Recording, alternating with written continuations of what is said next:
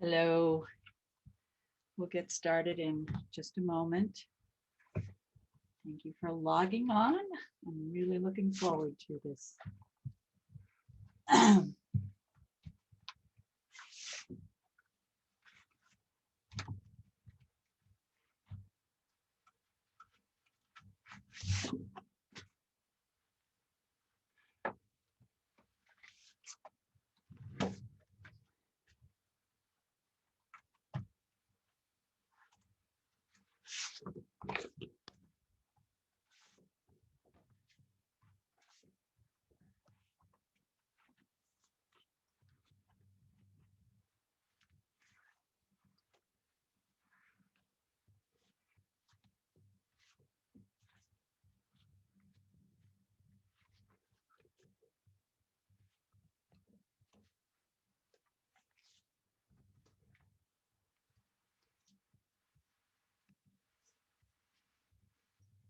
I'm Anisha. Turn on my camera. Good morning. Thank you so much for attending. This is so exciting. In the future, I'll do some other sessions that will be the typical Zoom meeting, so we'll be able to see each other.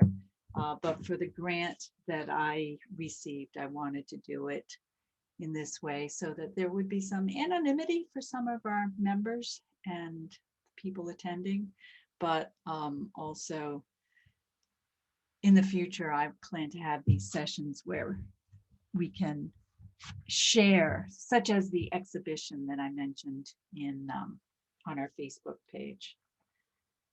All right, almost time to get started. I do have a full agenda. That's a good thing, right? It's always fun.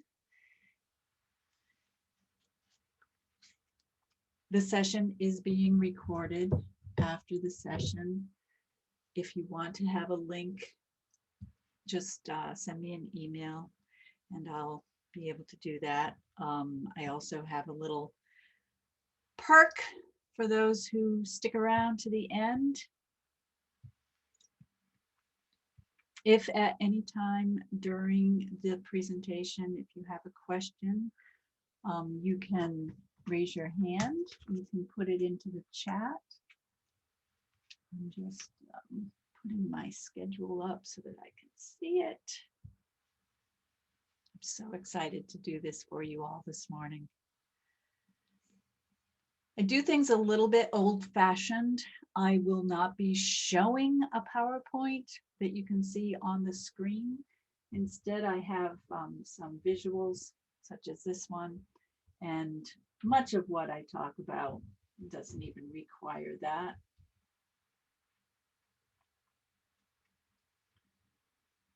All right. Reset my timer. It is now 10:03. Definitely time to get started. Awesome.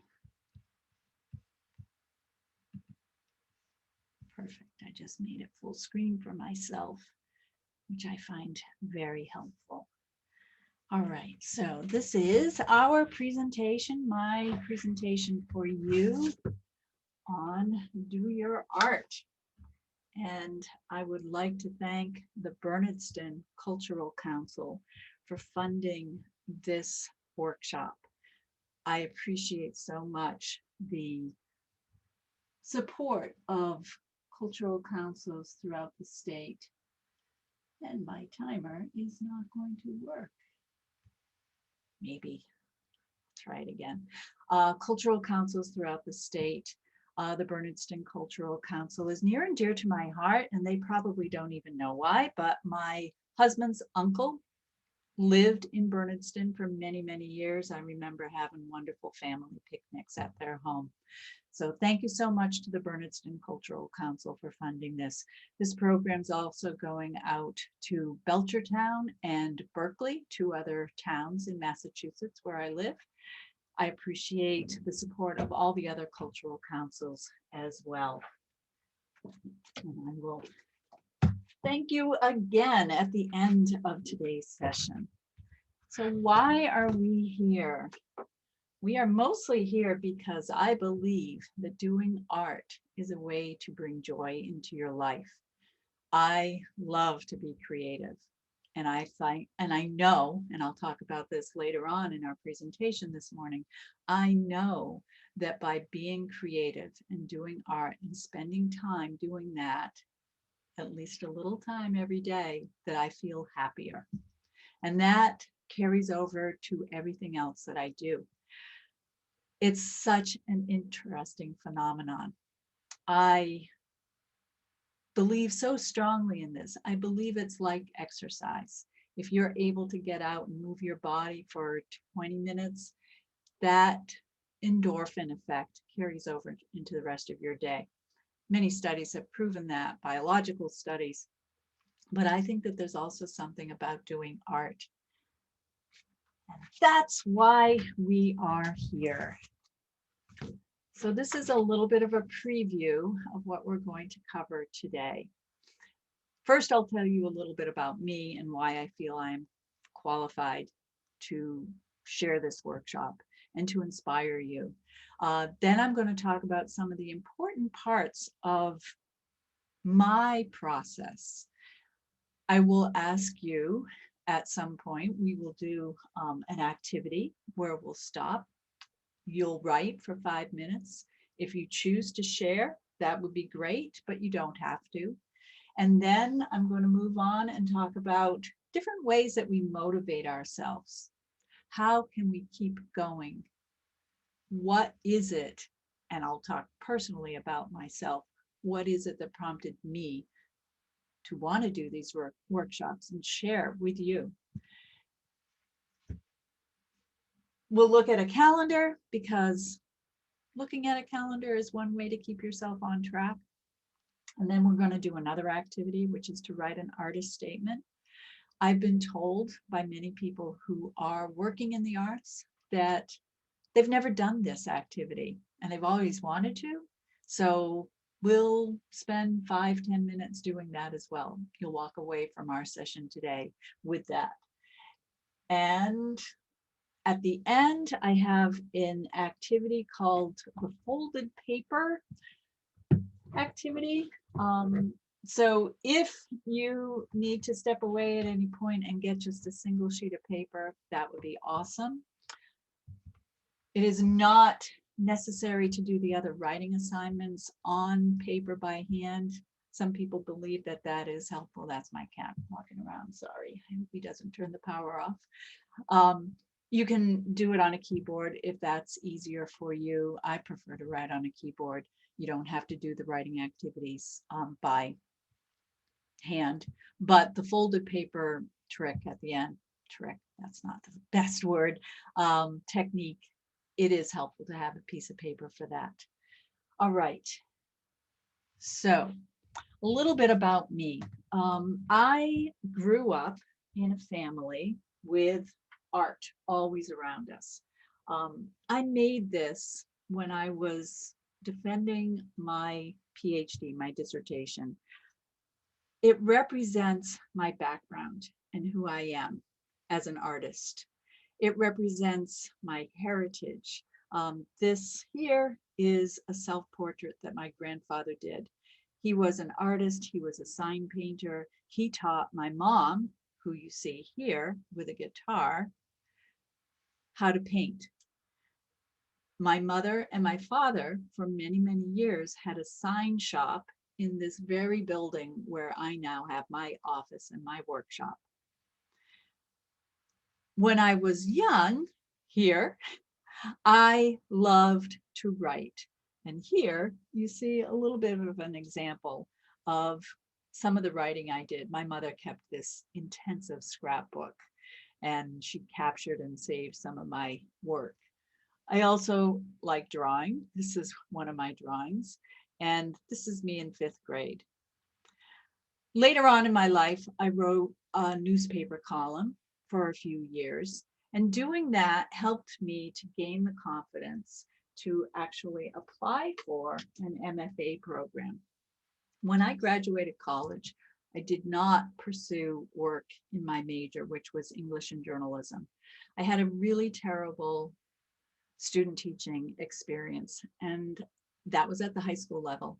At that point, I decided, you know what? I don't know if I want to spend the rest of my life doing this. But what I learned from that was that I had a passion for teaching older students, college students. In order to teach at the college level, you need at least a master's degree. So one evening, I came upon a course. All I wanted was a course in writing. And I decided to send an inquiry. Well, lo and behold, the program was meeting the very next day to go over some of the applications. I got an email that morning saying, if you could send us 25 pages of writing sample, we'll consider you. Because I had been writing this newspaper column, I was able to cull together 25 pages in about 30 minutes, put it all in a document and sent it off. They accepted me. And because of that, because of going through this MFA program, I was able to finally teach at the college level. While I was not teaching, my husband and I had a drapery business. And this is just an example of some of the publications that our work appeared in. I was sewing. I made everything you can see here, from the bedding to the draperies. I was in this publication, in this one, and also in this one, along with a few other things. This is maybe a better picture of that setting, and this as well. My specialty was doing these ornate window treatment tops. But all the while, my passion was writing. When I finally earned my MFA, and this was after we had been married 25 years, I finally landed a job teaching at the college level, which I absolutely adore. The downside is I also wanted to be a published author. I had to figure out how I could carve out the time to be able to do everything that I wanted to do. And that's kind of why I'm here today, to tell you, you can do it. You can do it. We have to take care of ourselves. We have to think about what our desires are.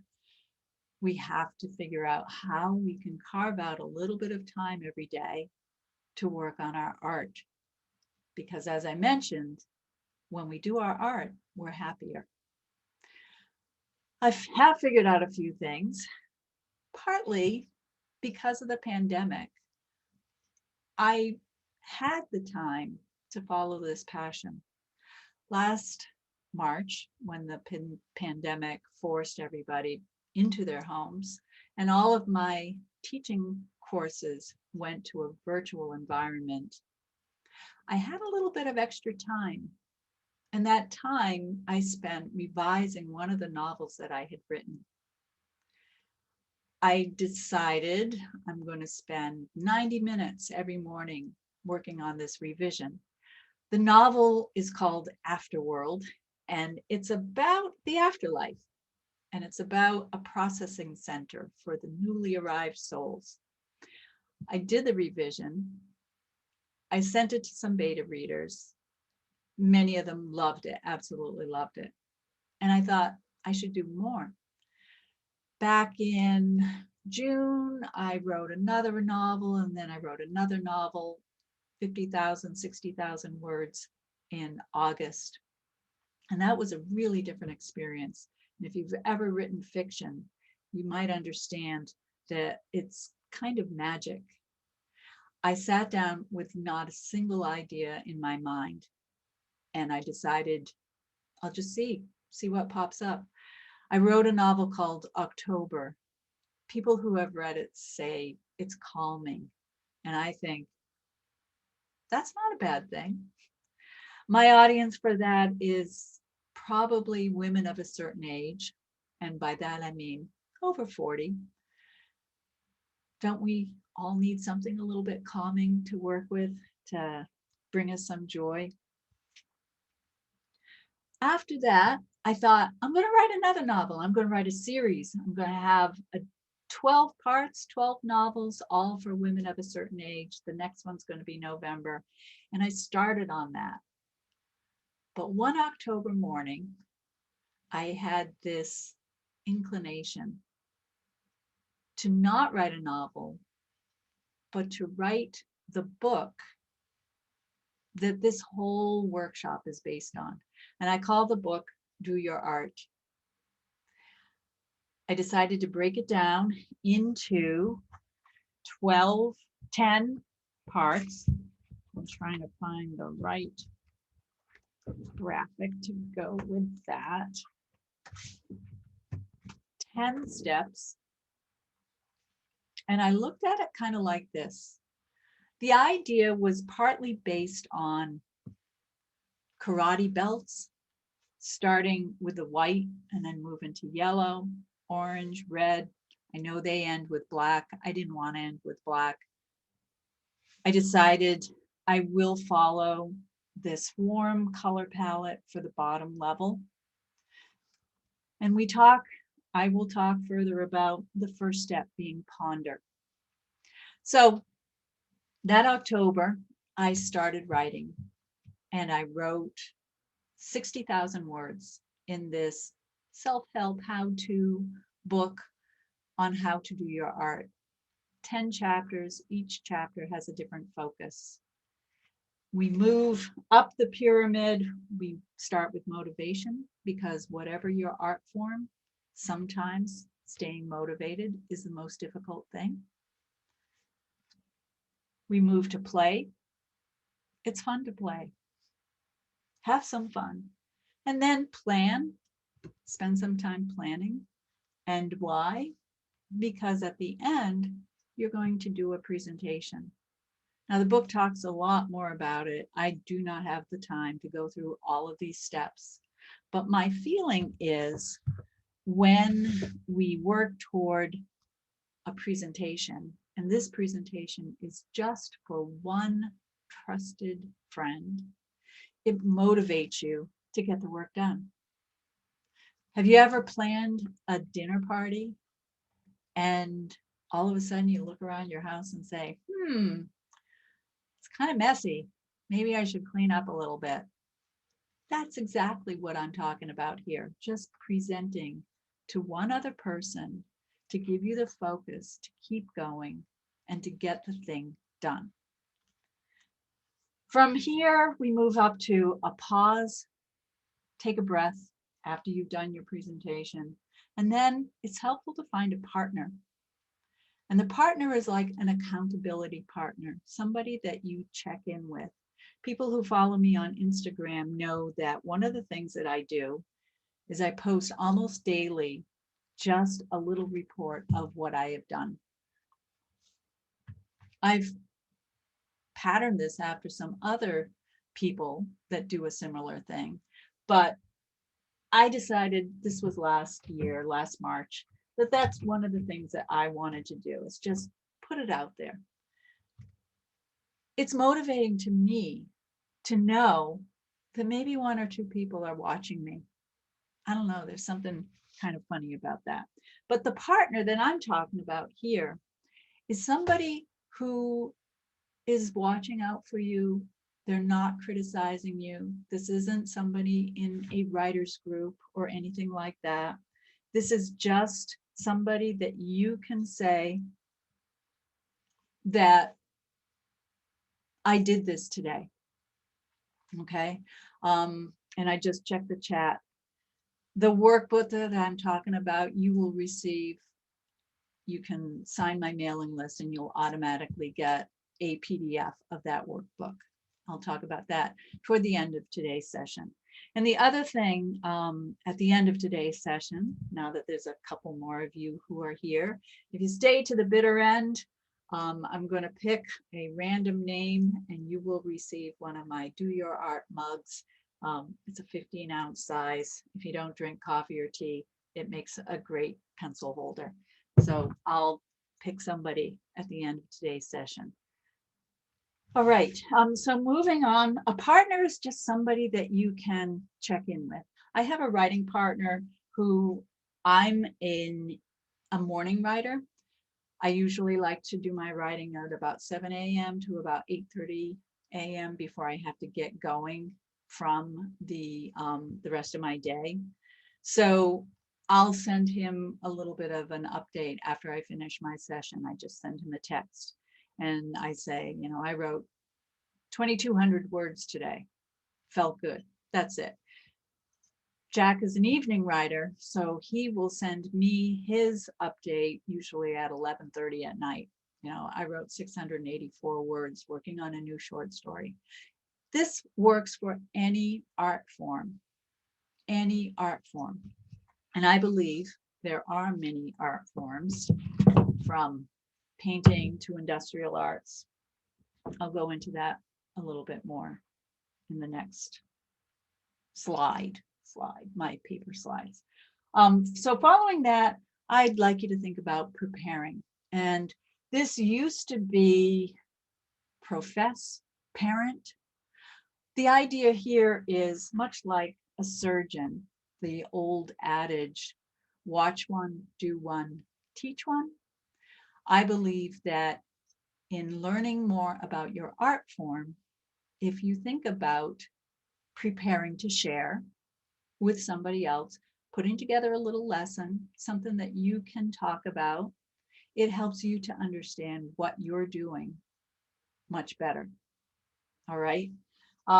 So that is prepare to share. And then the top level, this is all about mobilization after you have been motivated, is manifestation, working towards some sort of performance.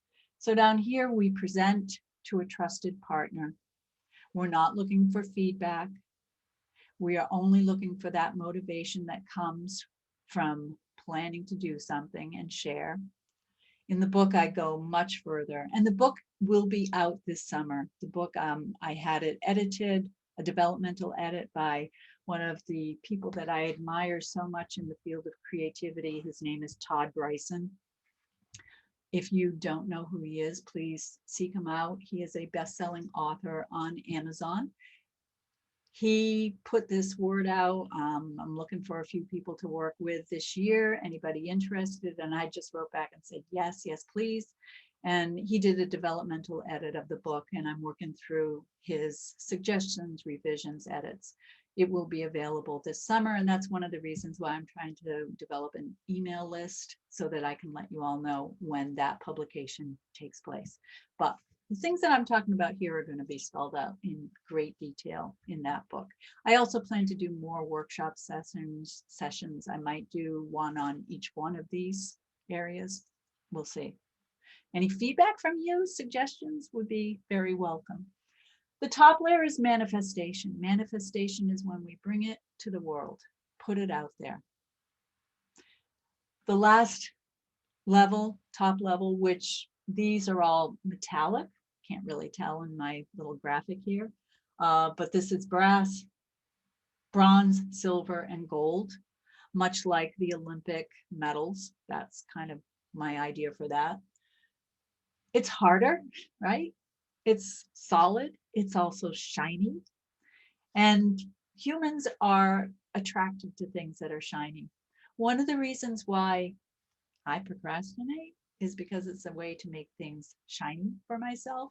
It's like, can I do it? If I put it off, can I get it done? Will I get it done this time? I don't know.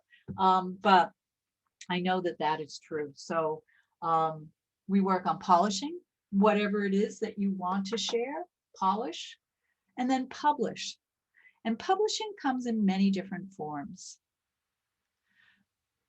For example, a baker can publish a cake by taking a picture of it and putting it on Instagram or their Facebook page or Twitter, if that's what you do. A gardener could take a picture and publish it in those same ways. Next, we're going to talk about different art forms, but whatever your art form is, whatever it is that brought you here this morning, I want you to think about how you can publish. And then finally, the top level perform. What I'm doing this morning, it's 10 a.m. here in Massachusetts, the East Coast of the United States. I'm performing. Everything that I did to get to this has been only about this moment right now for you. That performance. I'm performing an idea, a concept, art, the love of art, any form at all. And that's my main mission. That is my mission in life. One tiny little aside. I remember this was probably 25 years ago. I remember going for a walk. This was when our business of drapery making was going really strong. And I remember walking around the yard, which is something that I did every day, just to get my head straight. And at the time, I loved sewing. That was fun, creative. I loved writing, and I had an idea for a novel, which I wrote. I loved art. My kids were little, loved doing different projects. I loved music. I play bass clarinet. I love listening to music. I love so many different art forms. And while I was walking, I was thinking, what should I devote myself to? What should I do? And the answer came in an instant. And the answer was inspire others to do their art. That was it. It was like, boom. And I thought, I actually stopped. I felt not queasy, but I felt like adrenaline run through my body. I thought, yeah, that's it. That's why I'm here, to inspire others to do their art, whatever the art form is. That is my mission. It doesn't matter what your art form is, but it is helpful because most people aren't generalists like me, like dabbling in a lot of different things. Writers write, artists paint, draw. So in the chat, I would love for you to share, what is your art form? What is your art form? And I'm hoping you're all able to see each other's. Is that true or not? Maybe not. I'll read them if you're not able to. One person wrote, dramatic theater arts, beautiful. Yeah, performing. That is all about being on stage, right? Okay. Art form is writing books and painting. Beautiful. Awesome. Maybe you are like me, doing more than one thing. That's fine. What is your goal? And the goal can be a little bit amorphous, but for the next maybe 10, 20 days, I suggest that you break things down. 10 days, it's not a week, but it is helpful to think about that.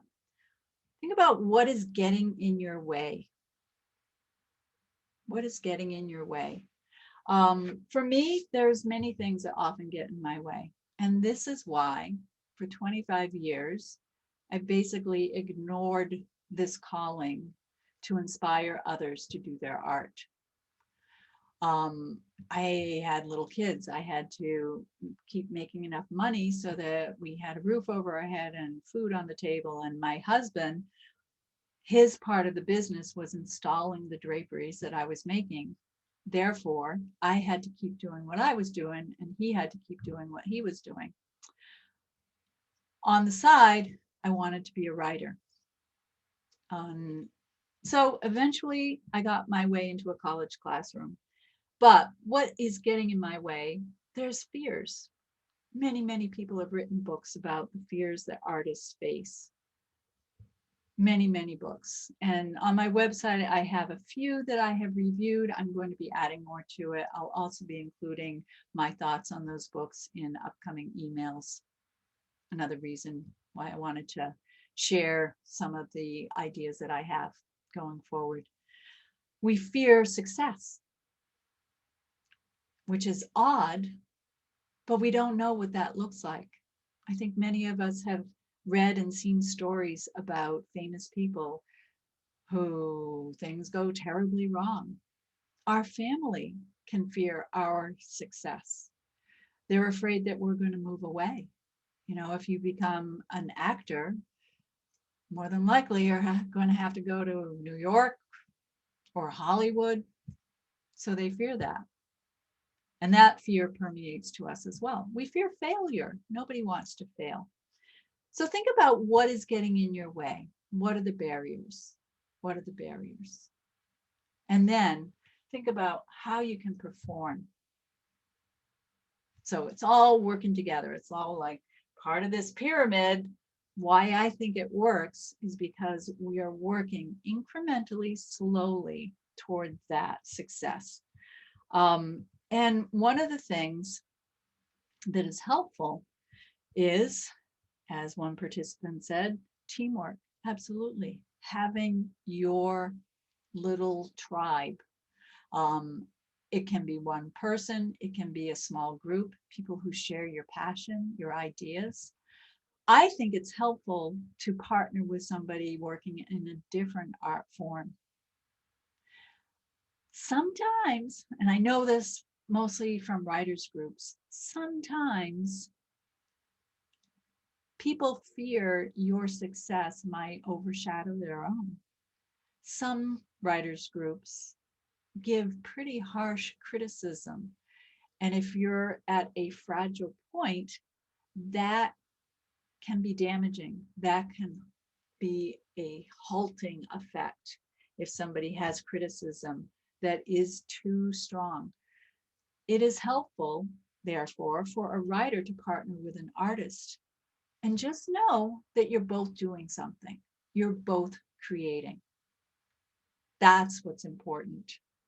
There are plenty of critics out there in the world, and they are more than happy to tell you what they think of what you have done. But you got to get something done before you have something to put out there. And I'm not about saying, you know, you got to tough it out, as people in my writers group say, just get over it.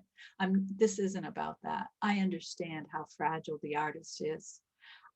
I believe that having one thing that you work toward and put that out there and perform, like I'm doing this morning of my book, it helps so much in the process.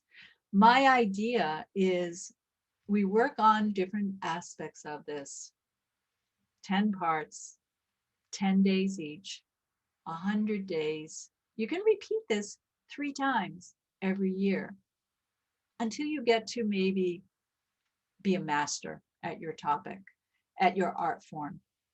I have a friend who is an artist who has done many, many shows. In order to get there, you got to do the first one. Or maybe you want to try out a different art form. That's what I want to talk about next. What is your art form? And people have put into the chat different things that they are doing, which is phenomenal. Theater. So what I believe is there are 5 different realms of art. My hope is that my book appeals to all of them in some way. I know most about writing and visual arts and even performing.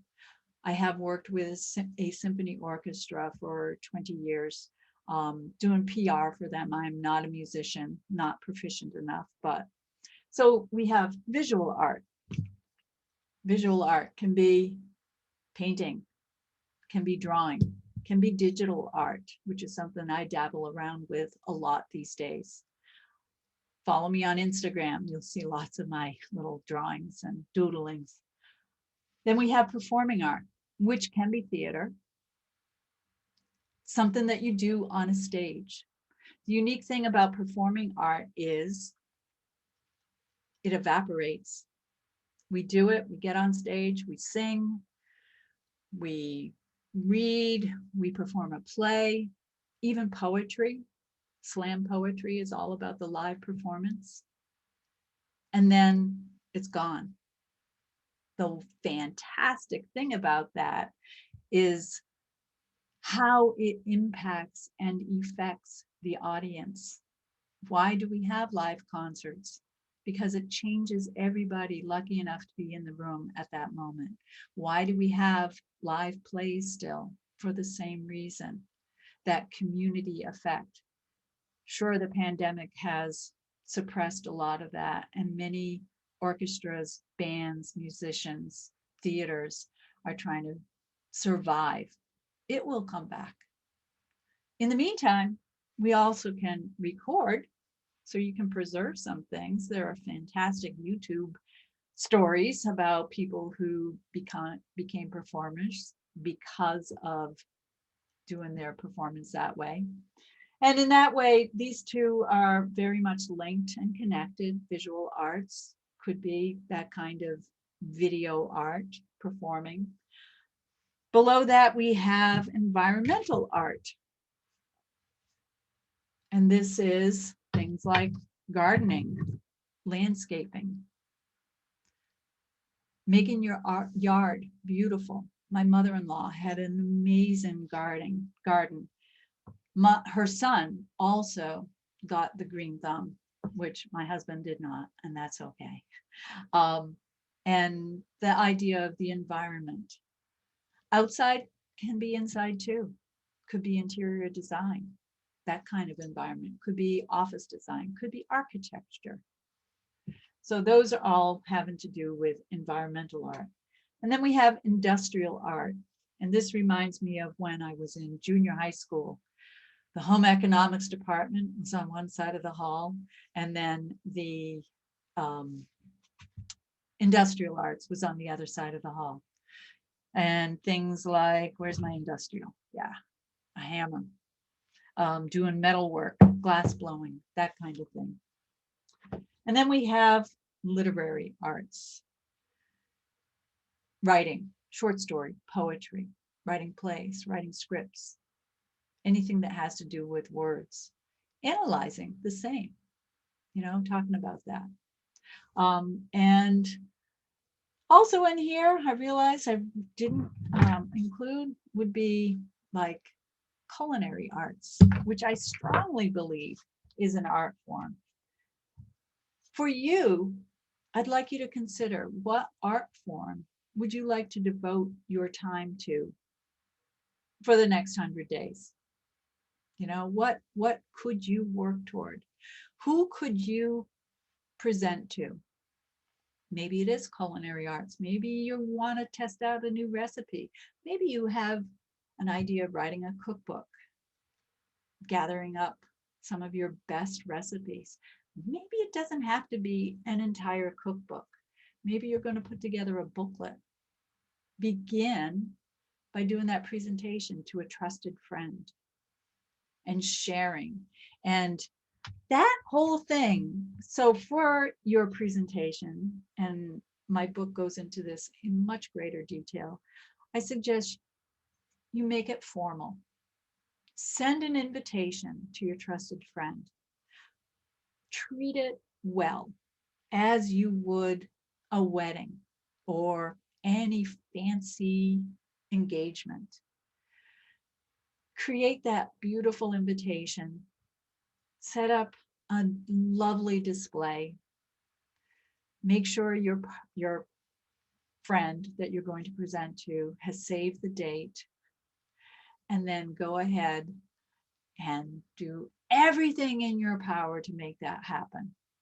On the day of your presentation, put on a nice outfit, do your hair, do your makeup, whatever it is that you do when you go someplace fancy, do all of those things. Have a good time. Treat it with the respect that your art deserves. And you will be changed after that. One of the things that I'd like you to think about, and this is really the crux of this morning's presentation, we ponder, we present, we perform. They all work together, they can all be repeated, but pondering is an essential part. Pondering is an essential part. So what I'd like you to do next is I'd like you to do a little bit of writing. And this is something that I always do in my classes. I teach writing, so that's kind of an obvious, but some adults haven't written in a long time. Some people who are attending this morning write all the time, published many books. However, what I'll ask you to do is a different kind of writing. I'll give you about 5 minutes. I think that's about where we are for the time. I'm just looking at my schedule. Don't want to go too long or too short. Give you your money's worth this morning. So these are some of the topics that you could write about. Excuse me. I just want you to write for 5 minutes. I will set my timer. You can share if you want. I think somebody suggested there's a different way to do chat. If I can figure that out, I'll make it so that we can all share. But I'll do that while you're writing, okay? Don't want to interrupt my rhythm here. So pick one of these topics, one of these prompts. 5 minutes, you probably can write 75 words or so. The quantity doesn't matter. The idea is to write. In this concept, this idea of free write was conceptualized by a professor at UMass Amherst, not the college where I teach, but the college where I attended for undergrad. His name is Peter Elbow, and he has written many books about this. He calls it free write. A free write is a way to free your mind. Don't edit, don't stop, don't think too much. Those are basically his only directions. Whatever comes is what comes. All right, some of the topics, just choose one. They're pretty diverse. The first one, your ideal day. How would you describe your ideal day? It can be one that you have experienced. It can also be one that you hope to have. Or your dream house. I love houses. Maybe that's why I enjoyed working in interior design, making draperies for so long. What does your dream house look like? Write about the best hour. What happened? What might happen? The best minute. There is something to be said about exploding the moment. What is the best minute? What is your favorite scent? Why? When did you first experience it? What memories does it bring back to you? Your favorite sound. What sound brings you joy, peace, excites you? Again, brings back a memory. What brings you peace? How do you find peace in this world where so many people focus on the negative and the conflicts? What is your desert island book? That one book that you would bring with you if you were stranded on a desert island that you wouldn't mind reading over and over and over again. What was your favorite toy as a child? What was the thing that you loved playing with? Or describe your favorite meal. It could be something from the past, a very special place that you went, a very special moment. It could be something that you had last night.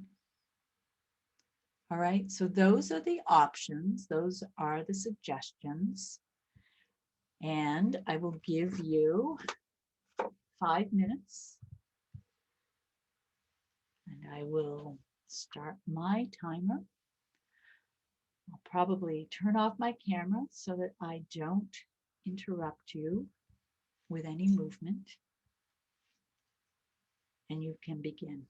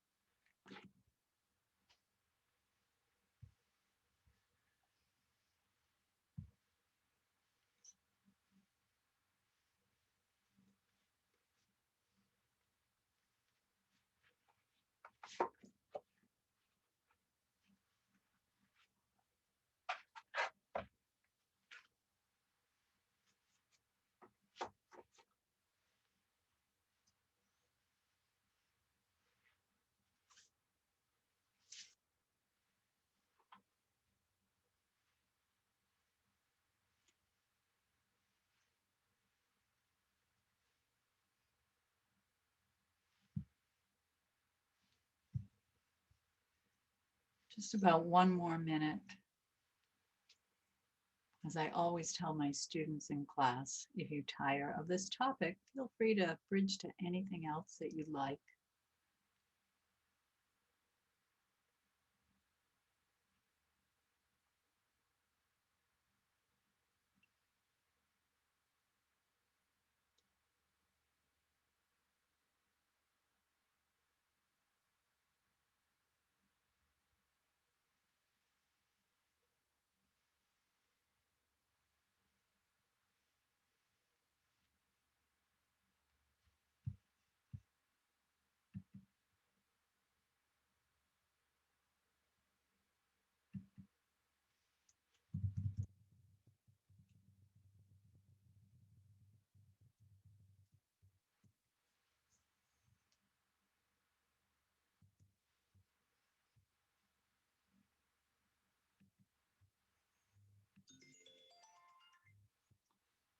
Okay.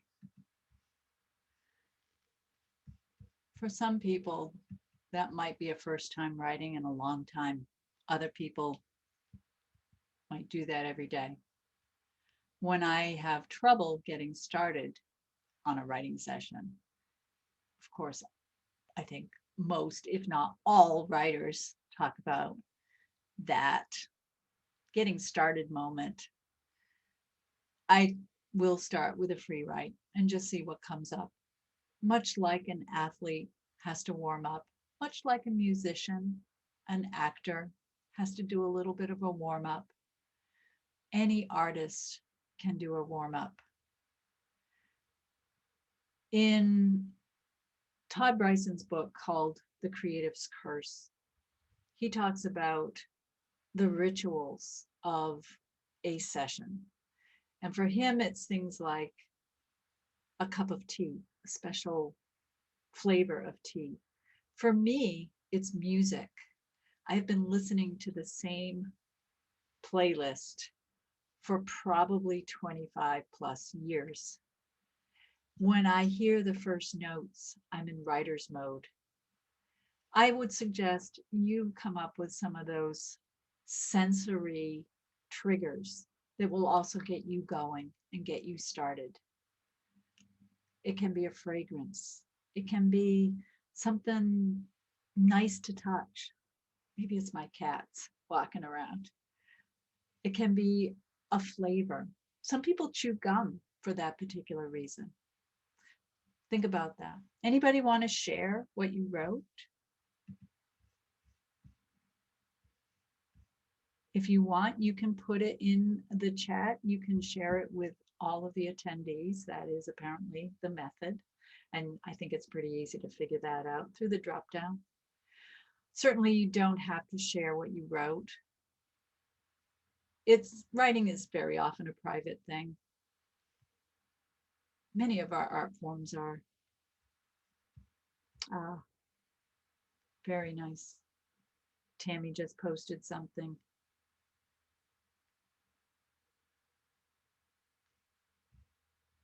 Beautiful writing. I'm not going to read these. I don't think that went to the entire list. And if you choose not, I will respect that. Manisha also shared Dream House. Yeah. Perfect. Okay. I think that writing is a useful thing for all artists.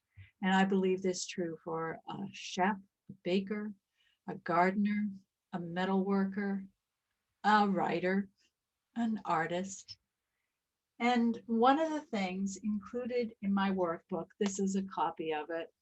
It's a PDF. You can download it. All you have to do is sign my mailing list, go to doyourart.org. And once you sign, it will send you the PDF. Check your junk mail, whatever, because my husband did a test run a couple of days ago, and that's where his ended up going. And it may take a couple minutes too. But in the workbook, I have this page, which is a journal. So in doing art, if we take the time to ponder, it's a way for us to reinforce what we're doing and be able to move forward. The journaling, and this is also an essential part of it, at the top of the page, I'd like you to write a progress report. For a writer, it's pretty easy to track the number of words that we have written. If you're doing revision, not so easy. But other art forms, I believe, can also be tracked in some way. That could be looking at a garden plot. How many square feet have you weeded or planted bulbs or arranged the rocks, anything like that. A carpenter, maybe it's how many boards have they prepared. For an artist, it could be the steps in doing a painting or a sketch. The progress tracker is just a way to record what you have done for each session. It's like your own accountability. It's like when I send Jack my word count, that's part of my progress tracker. The other thing is time spent. How much time did you spend? Here's a wonderful thing, and this is one of the gifts that I want to give you today. And I call it, this is a little planning chart. And one of the things that I think we can all do is actually add art day to our week. So we have Monday, Tuesday, Wednesday. Yeah, we all have something to do. We all have lives. And so on this side of the workbook, I have that page that you see behind me. And it's a way that you can track what you're doing and to plan a little bit of extra time. On my website, I have a short article. It's under the 20-minute solution, where I explain some of the details in this concept. But if you have a lot to do on any given day, and as a professor, as somebody who volunteers for a symphony orchestra, as somebody who likes to write, as somebody who is also taking care of their elderly mother, she is 94 and we live with her. There's a lot on my plate, and many of you have even busier lives than that. How do you carve out the time to work on your art? That's one of the frustrating things, right? We say, I wish I had more time. When I retire, if I get laid off, that's probably not where any of us want to be. But how can I carve out more time? On really busy days, what I do is, I'll show you on this instead. I will start the day by just jotting down what it is that I have to do. And I don't go into any great detail. It's just like, these are reminders to keep me on track. Over here, I also have a place for you to include different goals that you might have. Only 5, don't go overboard. And you might only have one goal. And then down here, I have calls that you need to make. And those are the kinds of little picky things that can call at you and divert your attention. So if you track them, write them down. A lot of people talk about using planners. Planners don't really work for me, but this works for me. And then here we have the entire day divided into 20-minute segments. When I feel completely overwhelmed, and this happened to me when I was working on my dissertation, where I was trying to complete all of the coursework, taking 3 classes every semester, teaching 10 classes every semester, and working for the symphony orchestra and taking care of my mom. Sure, there were plenty of days where I felt overwhelmed.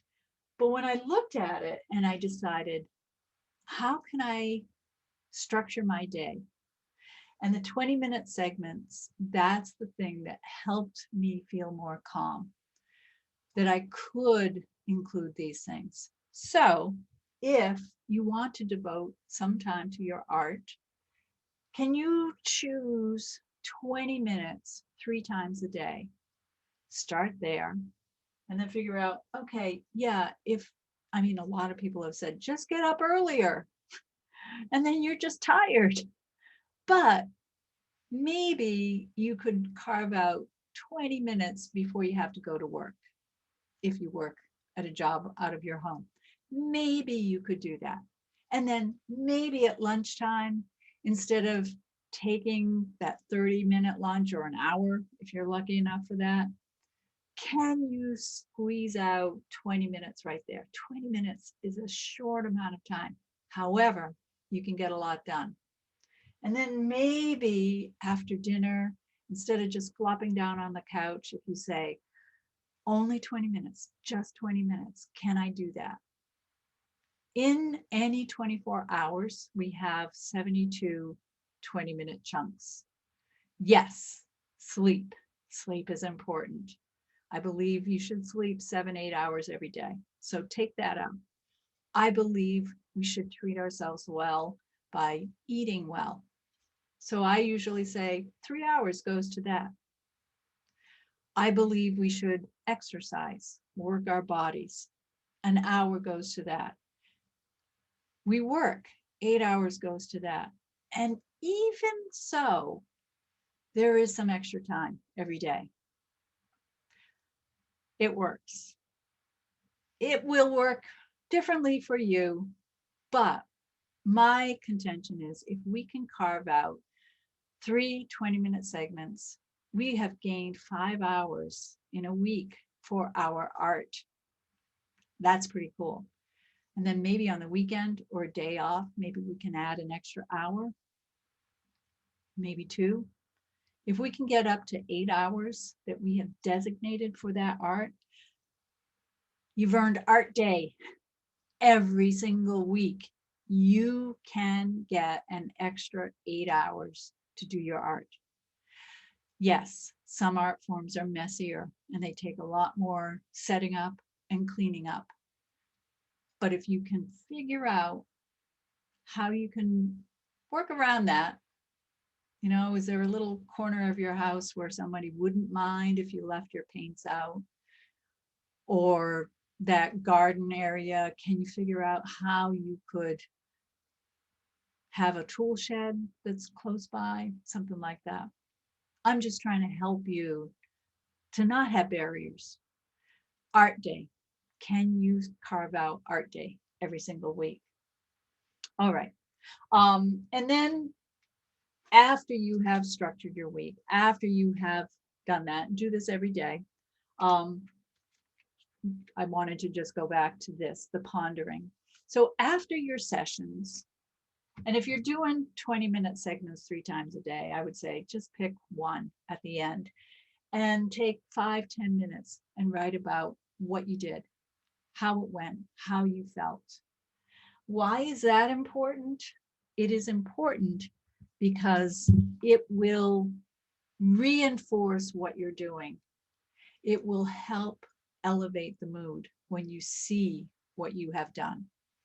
I know this because when I was doing my dissertation, that was something that I asked everybody that participated to do, to reflect every single time that they did a writing session. All right. So up here we have the progress tracker, we have the time spent, we have your reflection here. And then down at the bottom, you see this little table. So I have a better version of that. And it looks like this. And this is something that I call the emotion diary. And this is one of the unique things in the workbook, recognizing how doing your art will elevate your mood. Maybe not right away, and maybe not immediately. I'm trying to find, but if you keep it up, it's just like any activity that you begin. At first, it feels weird, strange, even hard. An athlete, when they decide, I'm going to run a marathon, you don't just run a marathon.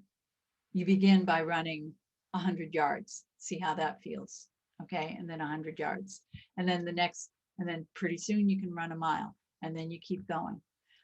Doing art is much the same. So you have to start somewhere. So keeping track, pondering, reflecting is one of the key elements. The chart has various emotions. It has 4 positive emotions. It has 6 negative emotions, because you need to recognize those as well. And then it has a Likert scale across the top. So very quickly, even if you don't spend much time doing a reflection, take a little bit of time to do this. So how did it bring you happiness? Were you frustrated? Sad? Did the session make you sad for whatever reason? Did it make you proud? Pride is a really important thing. Anger, irritation, embarrassment, it happens, enthusiasm. Were you anxious? Did you feel disgusted by anything? Or a sense of wonder? So fill that in, and then this is what it might look like.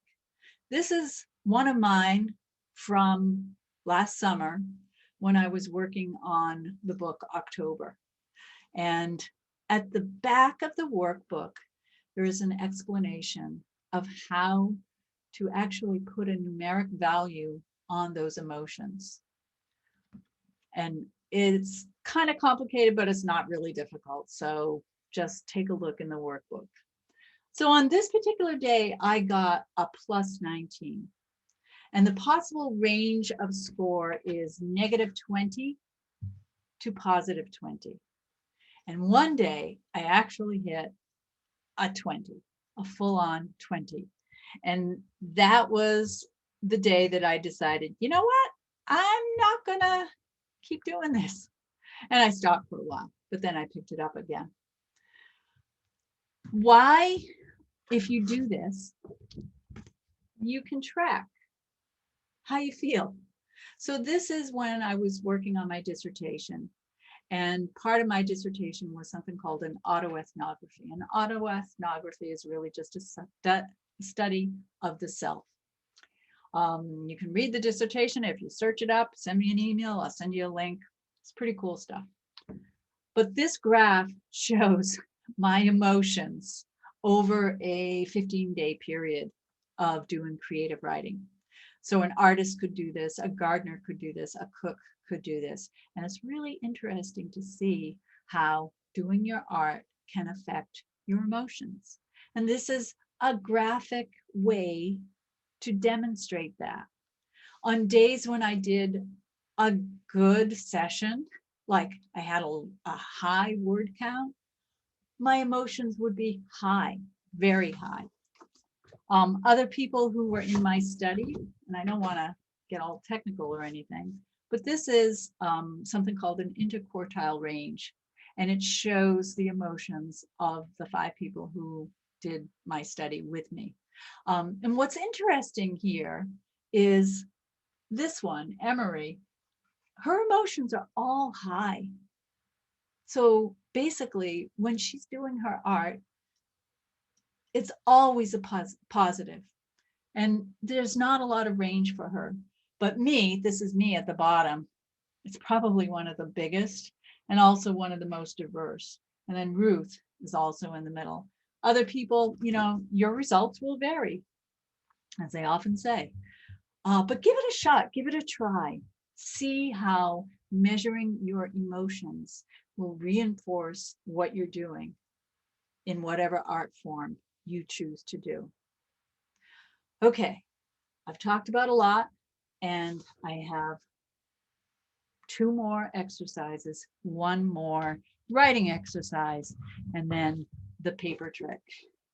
Okay, so this is a description of how to do an artist statement. And for right now, you might be wondering, well, I don't know what I want to do for an artist statement because I don't know what my art is. But I would say just pick something. It could be anything from, you know, cooking a meal to a painting. It should be 1 item. And then this is what you will write about. An artist statement is a not too long series of sentences that describe what you make and why you make it.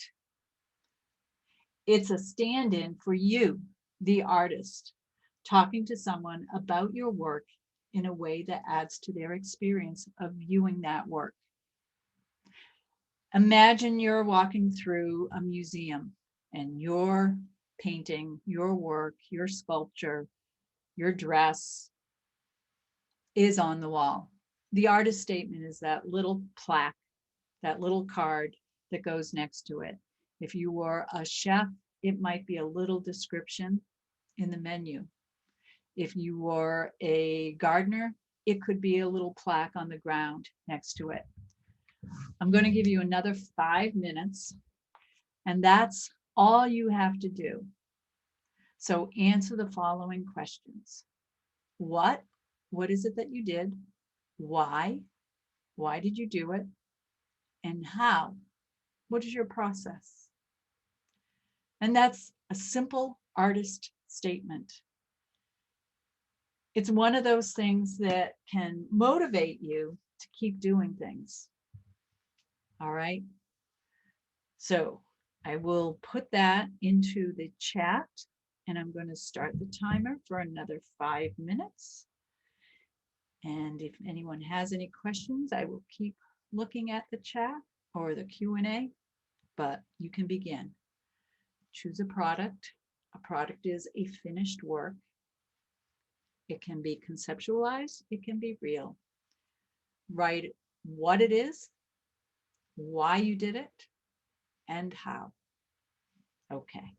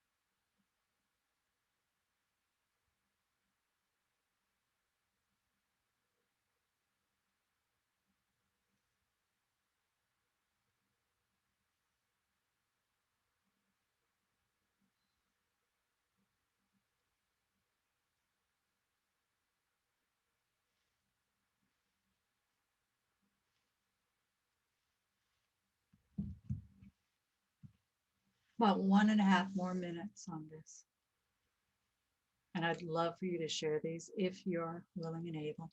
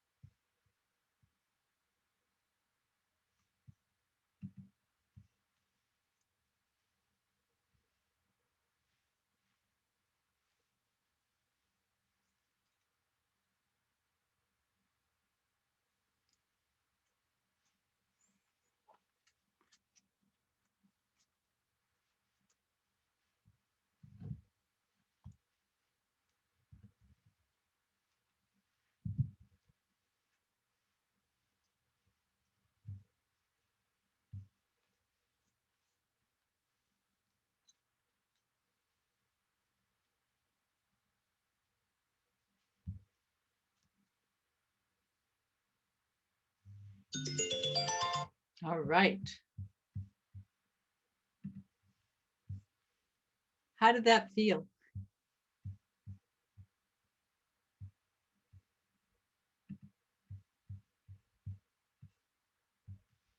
Nice. One person says, great. The first time that I did this, both people, this was just a practice session, both people that were attending said, I've always wanted to do that, but I never knew how. And I never just had the inclination. And I think that it's important. And when you think about presenting, remember, that's at the bottom level in motivation, presenting to a trusted friend, not looking for criticism, just looking to have an audience. Be sure to include that writer's statement. That could be something that you share when you bake a cake. It could be something that you share when you are throwing a pot. You've got that piece of pottery, and you want to share that with a trusted friend. Include the artist statement. It's one of the things that makes the whole process more real. Awesome. I'm just reading what another person wrote about sewing masks, which is such a self-fulfilling thing. And this is a beautiful statement. So thank you, Tammy, for sharing that. Beautiful. Yeah, so the artist statement is one of the things that many working artists, professional artists they do as a course of their work. All right, we are getting to the end of our session. And I've told you a little bit about me, my motivation, my background. I want to talk about other things that go into finding leadership, finding support, reading books, self-help books, for example, courses. This concept, these three concepts, I learned from taking an online webinar with Carrie Oberbrunner. I did not take his class. This was just a free session. But in his little talk, he talked about the three different experts, people who are inclined to maybe write books, how-to books. And he said there are three types. There's the sage. The sage is the expert. They know. They are wisdom. And they're sharing that wisdom. The sage. We trust them. We believe them. How they learned, who knows?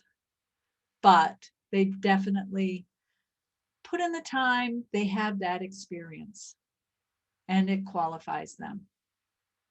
Then we have the Sherpa. And the Sherpa is the person who has figured out a shortcut. They have done the grunt work. They have figured out the lessons, and they are going to help you too. Just like a Sherpa helping somebody climb Mount Everest. They are not in it for the glory, but they figured it out and they know how to do it, and they're going to tell you. And then there's the struggler. And the struggler is the person who struggles, who's in the muck, down and dirty, and they may not feel that they're at the sage level. They may not even feel that they're at the Sherpa level where they're maybe getting paid for what they're doing. They struggle just like you. For me, I'm the struggler. I continue to struggle as an artist. I believe that I have figured out some shortcuts. More than anything, I feel like I have been gifted some of this wisdom, ideas, and also the talent of writing that I've been able to put it into a book. So I struggle with you. I know what you're going through. I hope I can help you. And in the book, I share everything. There's stories, personal stories. There's lots of references to facts and things like that. Okay. So that's just a little bit about expertise that you will find out there. I'm trying to decide which order to do this in. Next, I think we should do the paper exercise. Okay, so I asked you to have just a single sheet of paper. So hopefully you have this. You can do it mentally. I did it mentally the first time I did it. I don't think it's as powerful, but you can still do it that way. All right, so take that piece of paper and fold it in half. It doesn't matter how big your piece of paper is. For my purposes, I wanted something that you could see. So fold it in half and then fold it in half again. Okay. Now we basically have 4 quadrants. And what I want you to do is tear it into 4 parts. Well, no, before we do that, I want you to think about 4 goals in mind, 4 goals that you have in mind, and write just one in each one. And I'm going to do it too.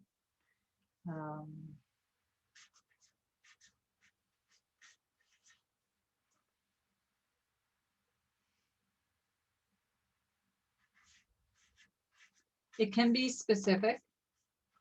It can be less specific.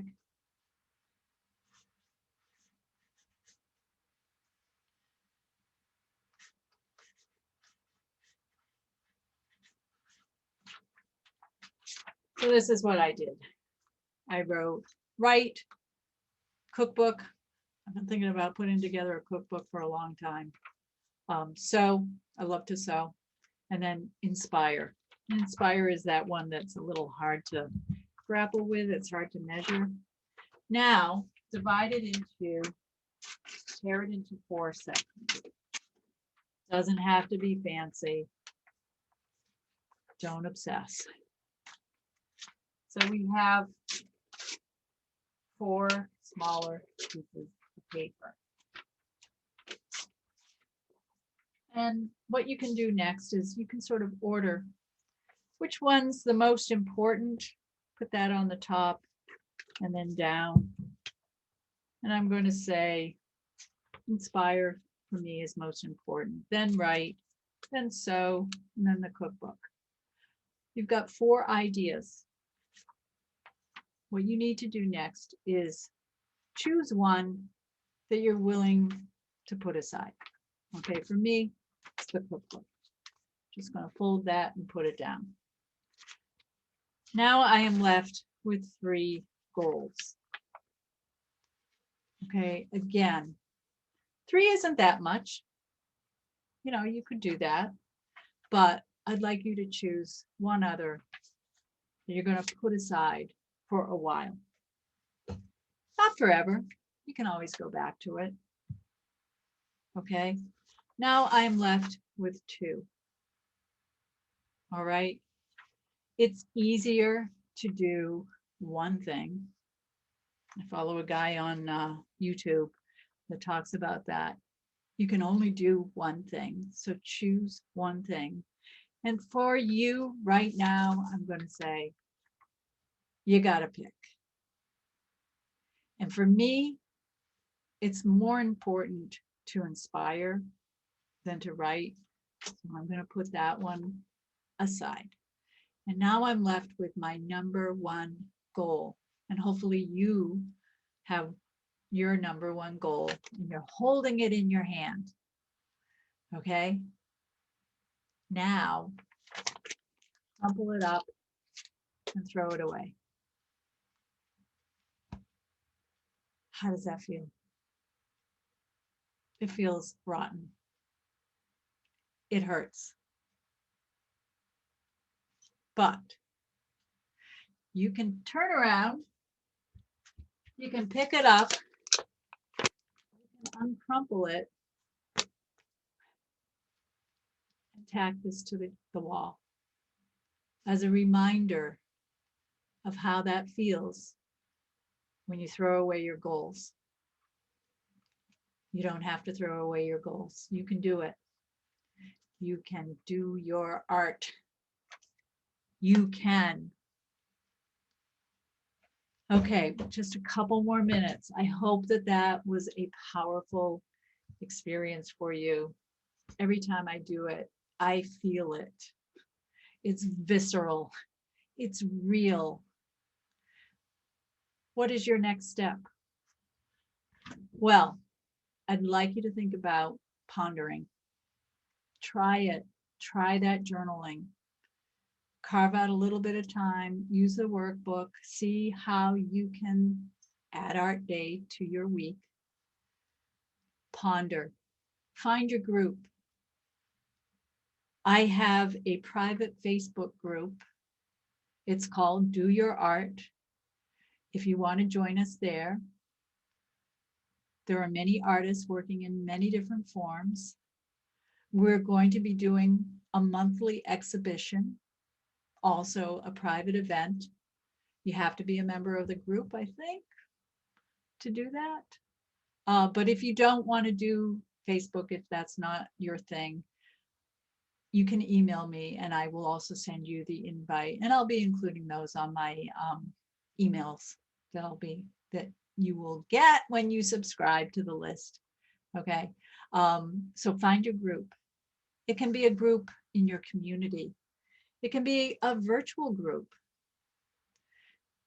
Find people who share your passion for doing art and figure out a way to meet with them. I suggest once a week. It's important. How can you do that? Finding your tribe, your group is really important. You can find a coach. There are many, many creativity coaches, art coaches, book coaches, art coaches. I coach. I have a few clients. I'm always looking for more, but there are plenty of people out there. One thing that I want to warn you about is, and I'm saying this from my own experience, be careful who you hire as a coach, because some can be very damaging. I had a friend who wanted to do this, and we decided she was going to coach me. And I worked with her for, probably a year. We met every Sunday morning for 2 hours. We talked. She inspired me, to do some writing. She wasn't a professional. She just was doing this of her own accord.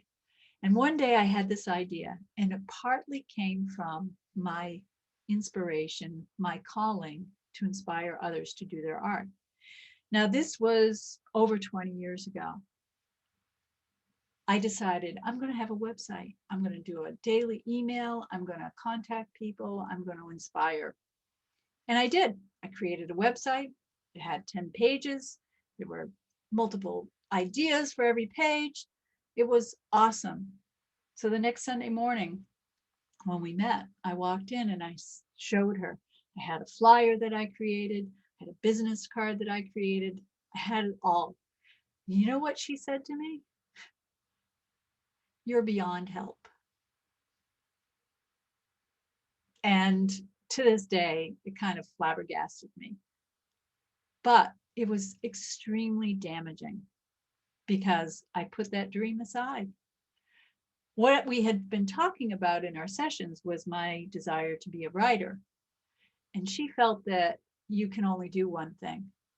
And I do not believe that. I think we are gifted in many, many different ways. And if you have a calling to do something, you should pursue that calling. And at the time, my calling was to inspire others to do their art. So here I am. Hopefully, I've done that for you today. If anybody has any questions, comments, please let me know. Sign the email list, which is doyourart.org. You can always send me an email at bstockwell@doyourart.org. And as promised, I'm going to pick somebody to be the lucky recipient of my Do Your Art mug. And the other side of it has an affirmation: I am doing my art. And I have 4 cards. And I'm just going to pick one. There are 4 people present. Ace. That means number 1, that would be Manisha. Manisha, you are the lucky winner. All right. I'm going to have to figure out how I can mail this to you. Thank you all for joining me. If you have any questions or comments, please let me know. I hope you have enjoyed this session. I appreciate you spending this time with me on a Saturday. I wish you the best, and I send you out there to do your art. Thank you.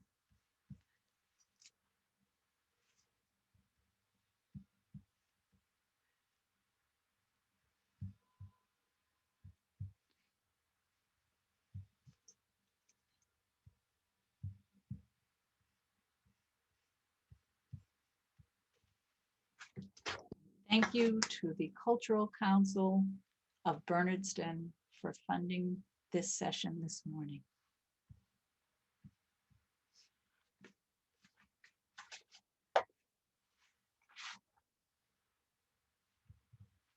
Have a great day, everyone.